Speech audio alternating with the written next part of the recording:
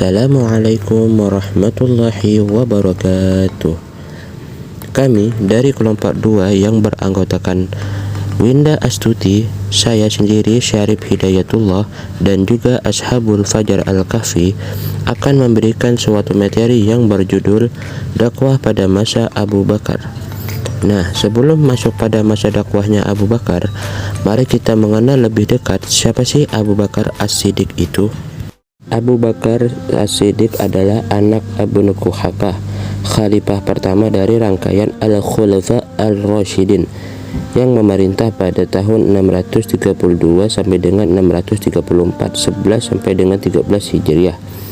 Dia termasuk orang yang terkemuka Quraisy pertama yang menerima ajaran Nabi Muhammad SAW. Khalifah pertama ini dikenal dalam sejarah dengan banyak nama dan juga panggilan gelar. Nama asli beliau adalah Abdullah bin Uthman, gelar Abu Quhafah, Ibnu Amir, Ibnu Ka'ab, Ibnu Sa'ad, Ibnu Ta'im, Ibnu Murrah Al-Taimi. Pada masa jahiliyah, ia bernama Abdul Ka'bah, lalu ditukar oleh Rasulullah dengan nama Abdullah. Nama panggilannya Abu Bakar karena sejak awal sekali ia masuk Islam.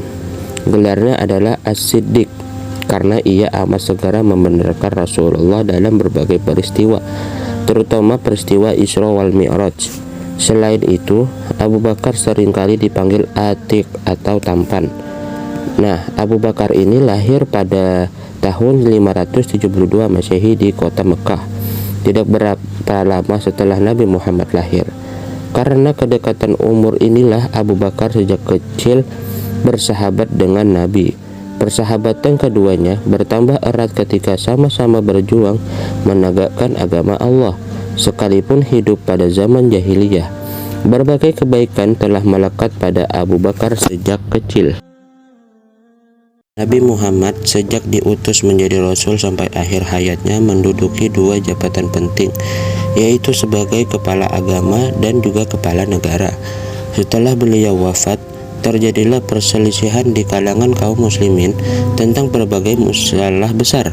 Nah, di antara masalah besar tersebut yaitu tentang pengganti Rasul sebagai kepala negara. Sementara itu, beliau tidak meninggalkan wasiat atau pesan tentang siapa di antara para sahabat yang harus menggantikan beliau sebagai pemimpin umat. Oleh sebab itu, di hari wafatnya Nabi, terjadi selisih pendapat di kalangan muslimin yang membahayakan umat Islam. Pertemuan mendesak yang dilakukan oleh suku Khazraj yang merupakan tantangan besar terhadap keutuhan Madinah. Persoalan menjurus sampai pada usaha menemukan calon yang paling bisa diterima oleh semua kelompok. Masing-masing kelompok mengajukan calon khalifah dan mengklaim bahwa calon mereka yang paling berhak atas kekhalifahan. Calon-calon tersebut antara lain Abu Bakar, Ali bin Abi Thalib, dan Sa'ad bin Ubadah. Perselisihan lainnya terjadi di Saqifah, yaitu balai pertemuan Bani Sa'idah. Perlawanan hebat dari kaum Ansar maupun Ali bin Abi Thalib serta pengikutnya. Mereka berpendapat bahwa Alilah yang lebih berhak menduduki jabatan khalifah. Alasan mereka bahwa Ali adalah kemenakan sekaligus mantu Rasulullah SAW. Sedangkan kelompok Ansar, mereka hendak mengangkat Sa'ad bin Ubadah sebagai khalifah.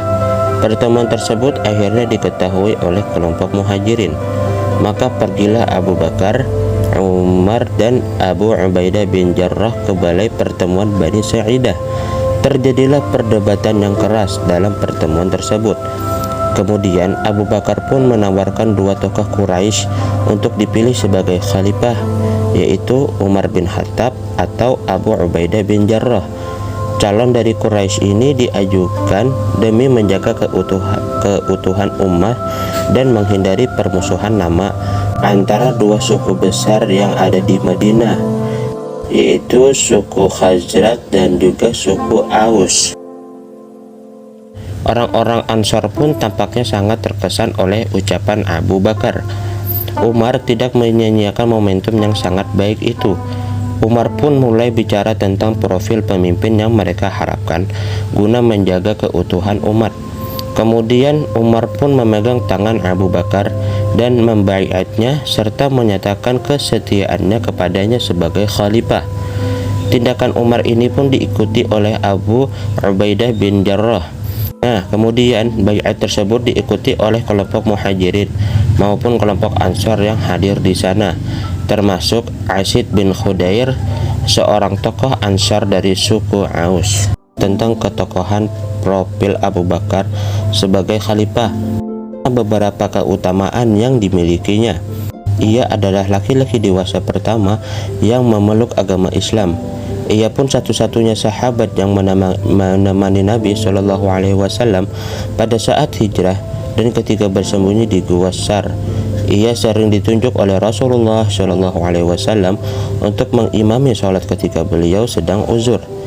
Ia keturunan bangsawan, cerdas, dan berakhlak mulia. Sebagai khalifah, Abu Bakar mengalami 2 kali baiat. Pertama yaitu di Saqifah Bani Sa'idah yang dikenal dengan bai'ah khassah. Yang kedua di Masjid Nabawi yaitu di Madinah yang dikenal dengan bai'ah ummah. Abu Bakar memiliki fungsi ganda, yaitu sebagai pemimpin agama, khalifah dalam arti pemimpin bukan rasul, dan juga sekaligus perangkap kepala negara. Dakwah pada masa khalifah pemerintahan Abu Bakar itu berlangsung sangat singkat, yaitu 2 tahun 3 bulan. Namun walaupun berjangka pendek, masa pemerintahannya penuh dengan perbuatan-perbuatan dan aksi yang agung, dan pada masa awal pemerintahan Abu Bakar juga diwarnai dengan berbagai kekacauan dan pemberontakan, seperti munculnya orang-orang murtad, aktifnya orang-orang yang mengaku diri nabi, pemberontakan dari beberapa kabilah Arab, dan juga banyaknya orang-orang yang ingkar membayar zakat. Munculnya orang-orang murtad ini disebabkan oleh keyakinan mereka terhadap Islam belum begitu mantap, dan wafatnya Nabi Muhammad SAW yang menggoyahkan keimanan mereka. Lalu masalah pemberontakan kabilah disebabkan oleh anggapan mereka bahwa perjanjian perdamaian dibuat bersama Nabi secara pribadi, dan perjanjian tersebut pun berakhir dengan wafatnya beliau. Mereka menganggap tidak perlu lagi taat dan tunduk kepada penguasa Islam yang baru. Sedangkan orang-orang yang ingkar membayar zakat hanyalah karena kelemahan iman mereka. Mereka tidak mau membayar zakat karena mereka beranggapan bahwa zakat itu hanyalah upeti yang tidak patut diwajibkan. Dalam kesulitan yang memuncak inilah terlibat kebesaran jiwa dan juga ketabahan hati Abu Bakar. Dengan tegas dinyatakannya seraya bersumpah bahwa beliau akan memerangi semua golongan yang telah memberontak dari kebenaran. Dalam situasi ini, Abu Bakar pun melakukan banyak strategi dan juga kebijakan. Pada tahun 632 sampai dengan 634, Abu Bakar pun mengambil tindakan tegas. Ketegasan ini didukung oleh mayoritas umat untuk menumpas seluruh pemberontakan beliau, membentuk 11 pasukan yang dipimpin oleh panglima perang yang tangguh. Yang pertama, pemberontakan Utsman bin Zaid sesuai dengan pesan Rasulullah. Meskipun fase permulaan dari kekhalifahan Abu Bakar penuh dengan kekacauan, beliau pun tetap berkeras melanjutkan rencana Rasulullah SAW untuk mengirim pasukan ke daerah Syria di bawah pimpinan Usama bin Zaid. Beliau pun berpendapat bahwa itu rencana Rasulullah, dan demi memantapkan keamanan wilayah Islam dari serbuan Persia dan juga Bizantium. Langkah politik yang ditempuh Abu Bakar ini sangat strategis dan membawa dampak yang sangat positif dan juga sukses. Lalu yang kedua, perang melawan orang-orang murtad. Setelah Rasulullah wafat, seluruh jazirah Arab murtad dari agama Islam kecuali Mekah, Madinah, dan juga Taif. Sebagian mereka banyak yang mengikuti nabi palsu, dan sebagiannya lagi tidak mau membayar zakat. Sebelum Abu Bakar mengirim masing-masing pasukan ke berbagai tempat yang dituju, beliau lebih dahulu mengirimi surat kepada golongan ataupun orang-orang yang menyeleweng Dalam surat itu pun dijelaskan bahwa ada kesamaran-kesamaran yang timbul dalam pikiran mereka, serta disuruhkan kepada mereka agar kembali kepada ajaran Islam. Diperingatkan pula apa akibat yang akan terjadi kalau mereka masih tetap dalam kesesatan itu. Kemudian pun Abu Bakar memerangi mereka. Nah, peperangan ini dikenal dengan nama Perang Riddah. Perang Riddah ini diprioritaskan terhadap orang-orang yang enggan membayar zakat. Soalan lain yang dihadapi Abu Bakar adalah munculnya nabi-nabi palsu. Di antara yang mengaku dirinya sebagai nabi palsu adalah Musailamah Al-Kadzab, yaitu dari Bani Hanifah di Yamamah, Al-Aswad Al-Amshi di Yaman, dan juga Tulaiha ibn Khuwailid dari Bani As'ad. Nah, selanjutnya terhadap golongan nabi palsu, Abu Bakar pun mengarahkan bala tentaranya. Pasukan yang dikirim pun berhasil dalam misinya. Musailamah Al-Kadzab pun mati terbunuh di tangan Wasy, yaitu pembunuh Hamzah paman Nabi dalam perang Uhud ketika masih musyrik. Adapun Al-Aswad yang pernah menamakan dirinya Rahman Al-Yaman pun telah mati terbunuh sebelum itu. Dengan kemenangan ini pun akhirnya Abu Bakar pun dapat mendudukan seluruh jazirah dan berhasil menumpas pemberontakan kaum murtad dan kembali ke dalam pangkuan Islam. Namun dalam perang ini sejumlah sahabat pun menemui mati syahid, di antaranya adalah para penghafal Al-Quran.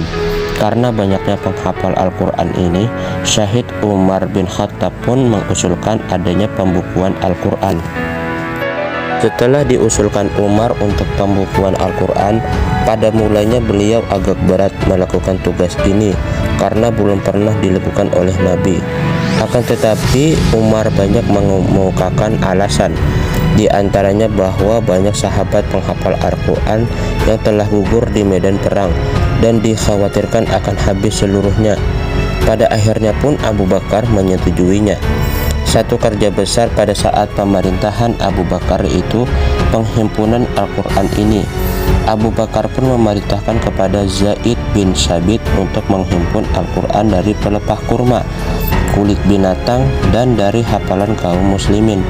Hal ini dilakukan untuk menjaga kelestarian Al-Quran setelah syahidnya beberapa orang penghafal Al-Quran. Nah, sejak itulah Al-Quran dikumpulkan dalam satu mushaf, dan inilah untuk pertama kalinya Al-Quran dihimpun pada tahun 12 Hijriah atau 633 Masehi. Setelah perang melawan orang-orang murtad berakhir, namun jalan jihad masih berlanjut. Perluas wilayah baru Futuhat masa Abu Bakar karena mengingat musuh pemerintah Islam pada saat itu, yaitu Persia dan Romawi. Keduanya adalah kekaisaran terbesar pada saat itu. Untungnya keduanya terlibat sengketa yang sengit. Kondisi inilah yang memudahkan jihad kaum muslimin mereka menyerbu kedua kekaisaran itu pada saat yang bersamaan, yang melakukan ekspansi ke daerah Irak dan juga Suriah. Ekspansi ke Irak ini dipimpin oleh Panglima Khalid bin Walid. Nah, sedangkan untuk ke Suriah ini dipimpin oleh Amr ibn As, Yazid bin Abi Sufyan, dan juga Surahbil bin Hasan. Pasukan Khalid ini dapat menguasai Al-Hira pada tahun 634.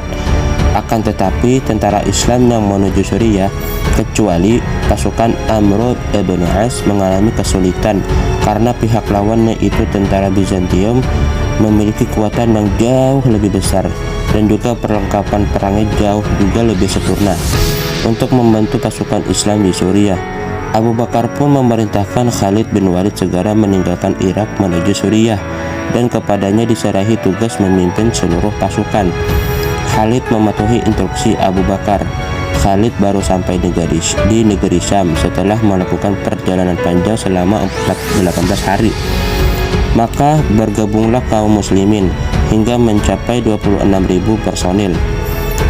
Pertempuran ini pun terjadi di sebuah pinggir sungai Yordania yang disebut Yarmuk. Maka berkecamuklah perang yang sangat sengitnya ini, dan akhirnya mereka pun berhasil memenangkan pertempuran. Tapi sayangnya kemenangan itu tidak sempat disaksikan oleh Abu Bakar, karena ketika pertempuran itu Sedang berkecamuk beliau jatuh sakit dan tak lama kemudian beliau pun meninggal dunia. Peristiwa ini pun terjadi pada bulan Jumadil Akhir tahun 13 Hijriah atau 634 Masehi. Sebagai seorang sahabat Nabi yang berupaya meneladani, beliau berusaha semaksimal mungkin untuk meningkatkan kesejahteraan umum. Untuk itu ia membentuk lembaga yang bernama Bait Al-Mal, semacam kas negara atau lembaga keuangan. Pengelolaannya itu pun diserahkan kepada Abu Ubaidah, sahabat Nabi yang digelari Amin Al-Ummah, kepercayaan umat. Pada masa Abu Bakar, kegiatan Bait Al-Mal ini masih tetap seperti pada masa Nabi Muhammad SAW. Pada tahap awal Abu Bakar menjadi khalifah, dia pun memberikan 10 dirham kepada setiap orang. Lalu pada tahap kedua, dia memberikan 20 dirham untuk perorangan. Fungsi Bait Al-Mal ini pun adalah untuk mengelola pemasukan dan pengeluaran negara secara bertanggung jawab guna terpeliharanya kepentingan umum. Bait Al-Mal ini adalah amanat Allah dan masyarakat kaum muslimin. Karena itu beliau tidak mengizinkan pemasukan atau pengeluarannya berlawanan dengan apa yang telah ditetapkan oleh syariat.